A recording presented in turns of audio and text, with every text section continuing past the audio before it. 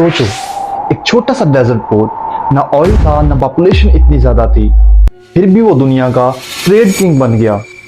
और फिर सोचो, साउथ एशिया में एक और पोर्ट था, लोकेशन उससे भी ज्यादा स्ट्रेटेजिक, सी रूट्स के बिल्कुल सेंटर पर, चाइना, मिडिल ईस्ट और अफ्रीका के दरमियान परफेक्ट गेटवे। उस पोर्ट का नाम था गवादर।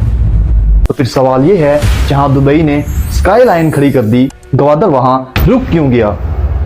क्या पाकिस्तान ने अपनी सबसे बड़ी जियोग्राफिकल गिफ्ट को खुद मिस कर दिया? दुबई ने सिर्फ समंदर के किनारे क्रेन्स नहीं लगाई, दुबई ने पोर्ट के साथ फ्री जोन्स बनाए, रोड्स और वेयर हाउसेस बनाकर उन्हें एयरपोर्ट्स के साथ कनेक्ट किया।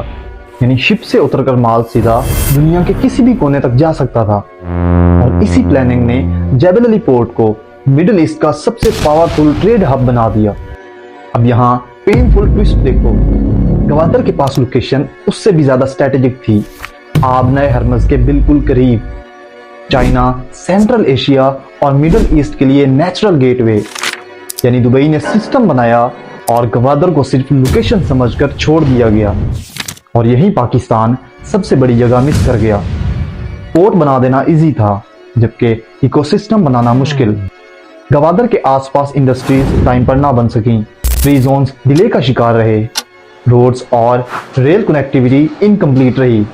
और सबसे पेनफुल बात यह है, जहां शिप उतरना था वहां पर इलेक्ट्रिसिटी और पानी तक स्टेबल नहीं था। और इन्वेस्टर्स के लिए सबसे पहला सिग्नल यह होता है कि सिस्टम रिलायबल है या नहीं। गवादर के पास लोकेशन वर्ल्ड क्लास थी, लेकिन इकोसिस्टम अंडर कंस्ट्रक्शन ही रह गया। लेकिन गवादर की स्टोरी यहीं और मुश्किल हो गई। इन्वेस्टर सिर्फ क्रेन्स और कॉस्ट लाइन नहीं देखता, वो सबसे पहले स्टेबिलिटी और सिक्योरिटी देखता है, लोकल एनवायरनमेंट फ्रेंडली है या फेयर ड्रिवन, ये देखता है। और यही गवादर को सबसे बड़ा झटका लगा। जब भी अटैक्स, अनरेस्ट या अनसर्टेनिटी हेडलाइंस में आती हैं, पैसा रुक जाता है, क्योंकि ग्लोबल इन्वेस्टर के लिए पोर्ट से पहले ट्रस्ट और सेफ्टी आती है। गवादर का असली इशू सिर्फ डेवलपमेंट डिले नहीं था, कॉन्फिडेंस डिले भी था।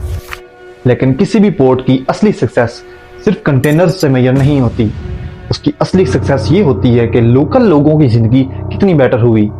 दुबई ने पोर्ट के साथ अपने लोगों को जॉब्स, हाउसिंग और सर्विसेज दी। गवादर में बहुत से लोकल फिशरमैन और रेजिडेंट्स को यह फील ही नहीं हुआ कि ये डेवलपमेंट उनके लिए भी है।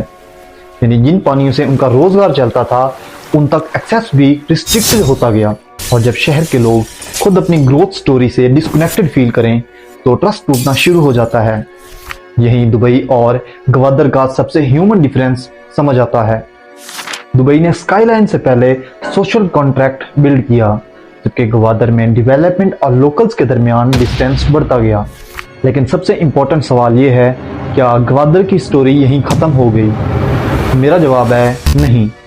गवादर के पास आज भी वही लोकेशन है, आबनए हरमज के करीब होने का एडवांटेज आज भी उतना ही पावरफुल है, सी ट्रेड रूट्स भी वही हैं, चाइना, गल्फ और अफ्रीका के दरमियान उसकी स्ट्रेटेजिक वैल्यू आज भी जिंदा है।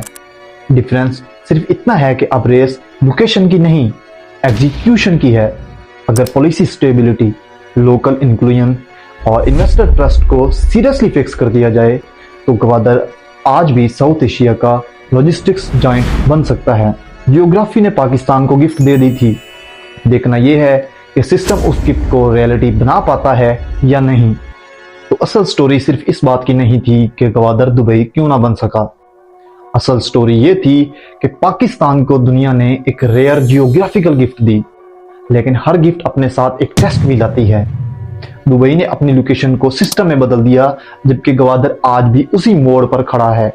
क्वेश्चन ये नहीं कि लोकेशन अच्छी है या नहीं, क्वेश्चन ये है कि क्या पाकिस्तान उस लोकेशन को ट्रस्ट, सिस्टम और लोकल ओनरशिप में कन्वर्ट कर सकता है या नहीं। क्योंकि पोर्ट्स शहरों को तब बदलते हैं जब प्लानिंग लोगों की जिंदगी भी बदले।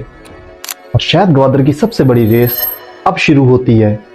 हिस्ट्री ने पाकिस्तान को लोकेशन दे दी थी, फ्यूचर अब सिस्टम लिखेगा।